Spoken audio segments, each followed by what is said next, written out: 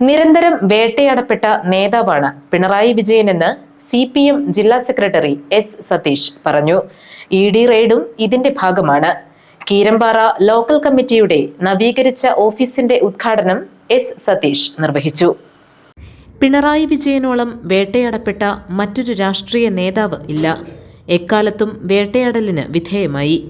ഇതുവഴി CPMനെ ദുർബലപ്പെടുത്താനുള്ള നീക്കമാണ് BJPയും കേരളത്തിലെ കോൺഗ്രസും ചേർന്ന് നടത്തുന്നതെന്ന് S. സതീഷ് പറഞ്ഞു.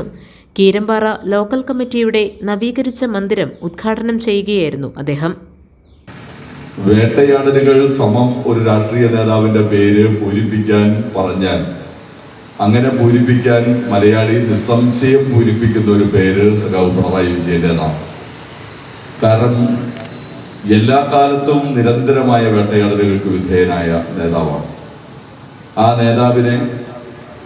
നേതാവിനെ വേട്ടയാടിക്കൊണ്ട് CPMനെ ആഞ്ഞടിച്ചു ദുർബലപ്പെടുത്താം എന്ന പ്രതീക്ഷയോടെ RSS നയിക്കുന്ന BJP രാജ്യത്ത് അവരുടെ ഭരണകൂടത്തിന്റെ ഉപകരണമാക്കി, രാഷ്ട്രീയ ഉപകരണമാക്കി മാറ്റിയിട്ടുള്ള ED, അവരെ രണ്ടു കൂട്ടരെയും സഹായിക്കുന്ന പുതിയ കേരളത്തിലെ കോൺഗ്രസ് സംവിധാനം, ഇവരെല്ലാവരും കൂടി ചേർന്നുകൊണ്ട് സഖാവ് പിണറായിയുടെ വീടും പിണറായിയുടെ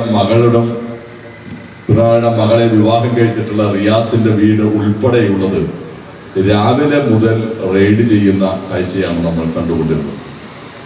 പുലർച്ചെ ആ വാർത്ത അറിഞ്ഞ വഴി തന്നെ കേരളത്തിന്റെ തൊഴിലാളികൾ, സാധാരണ മനുഷ്യർ, പാർട്ടി പ്രവർത്തകർ ഈ കേന്ദ്രങ്ങളിലേക്കെല്ലാം ആയിരക്കണക്കിന് ആളുകൾ ഒഴുകിയെത്തുന്ന സ്ഥിതിവിശേഷമാണ് ഉണ്ടായത്.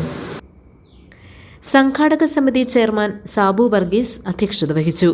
KA Joy, Antony John, EP Raghu, KO Kuriakose, Jijo Antony, Manil Kurian, Jomon Kurian, Alphonsa Saju, MK Sajeev, VS Arjun തുടങ്ങിയവർ പങ്കെടുത്തു.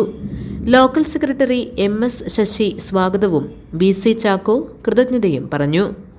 GTV news, Keerampara.